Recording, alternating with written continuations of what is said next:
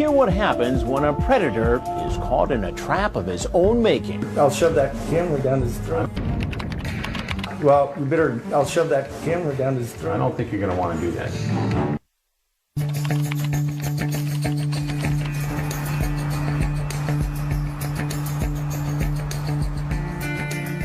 He walks in and he makes himself right at home. I mean, he basically acts as if he were showing up at an old friend's house. Well, I want to take a shower and look pretty and everything. I don't know. We clearly have the element of surprise. I mean, these guys sometimes don't know whether to think I'm the mad dad who came in unexpectedly, the police, or an investigative reporter. And so their mind is whirling away trying to figure out how they're going to deal with this situation. And sometimes they just decide they're going to, act like they did nothing wrong. Would you come on over here and have a seat, please? Jeez. How you doing? Good, how are you? All right. Good, sit down. What's going on? I'm just meeting a friend that I met on the internet. Really? Alan did not miss a beat. It was almost as if when I walked in, I was somebody he had met before. No admission at all that this was a bad situation, that what he was doing here constituted a felony. He was here to have a date with a 13-year-old, and yet now he's going to be my best friend. And who's your friend who you met on the internet? Sam. Sam? Yes. And Sam is who? Person I met off the internet. Man, woman? Oh, it's a girl. It's a girl. I don't know how old. That's why I'm here. I'm just curious. They can say they're curious, and I'm sure they are curious. But when you go back and read the chat log, it's not hard to see that they were more than curious. They were there to actually have a sexual liaison. It was curiosity absolutely curiosity that got me. And what's your name? Dan. Dan. And what's your last name, Dan? Alan. Alan.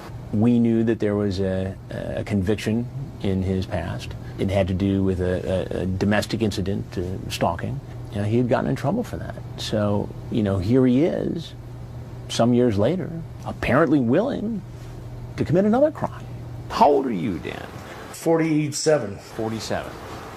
But, And you say, just wait 1 second, and you say, wow, 13, am I too old?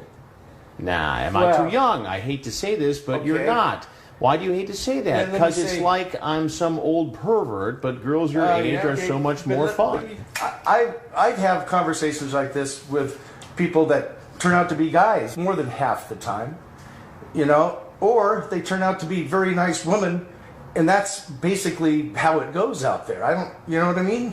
But if somebody tells you they're a 13-year-old girl, don't you see something inappropriate about that? Maybe so, but I had my big doubts that she was 13. But if somebody says they're 13, maybe you should just stay away. Well, yeah, you're absolutely.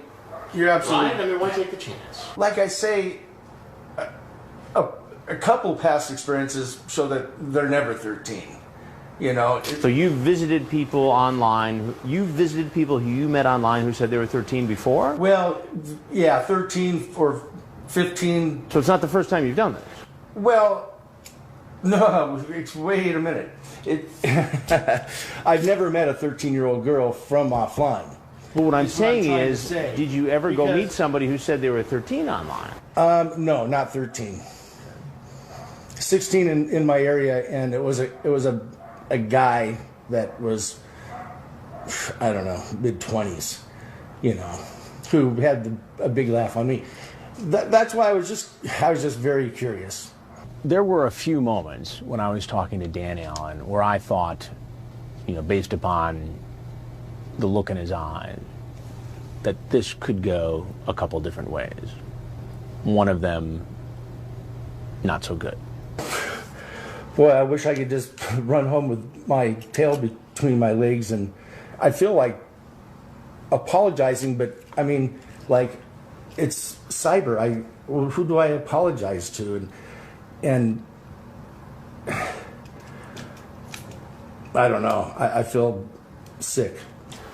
Well, I am not the police. But I am Chris Hansen with Dateline NBC, and we're doing a story on computer predators. He knows that he's in a bad situation once the camera guys come out. And so he's not going to try to be my pal anymore. He's mad. Well, you better, I'll shove that camera down his throat. I don't think you're going to want to do that. Why is that? I don't think you'll want to do it. Now, we can't keep you here. If you want to say anything else to us, we'd love to hear it. You're free to leave, obviously, if you want to go.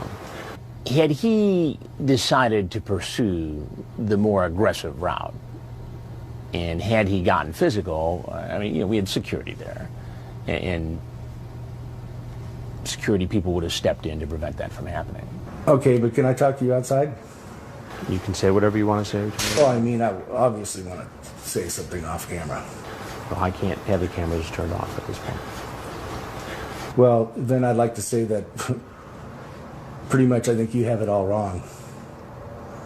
But your point's well taken.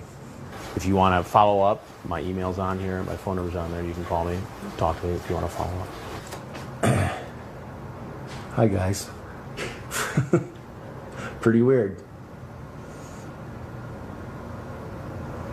Cut. I know that what he wants to do is get me outside off camera and try to convince me that he shouldn't be a part of our investigation. And that's just not an option. And so it sounds weird, but I'm trying to be, you know, polite and decent with the guy, but yet at the same time suggest that, okay, it's time to go. Well, they're going to stay on. I mean, you're free to leave at any time. I mean, I'm not going to try and keep you here. You know, if you have anything else you'd like to say, fine. No, you're just doing a story, and you know, I've got caught up in it, is what you're saying. But it's probably a very good story. Anything else you'd like to know? Nope. Free to go. Why don't you come on out the front way if you'd like? Sure. Yeah. I think sometimes these guys are trying to figure out, you know, how they're going to leave. You know, if they go out a different door, are they better off doing that? Most of these guys are not hardened criminals who are going to try and run from police. Once they see that they're going to be arrested, that a number of deputies or officers are there, they pretty much cooperate.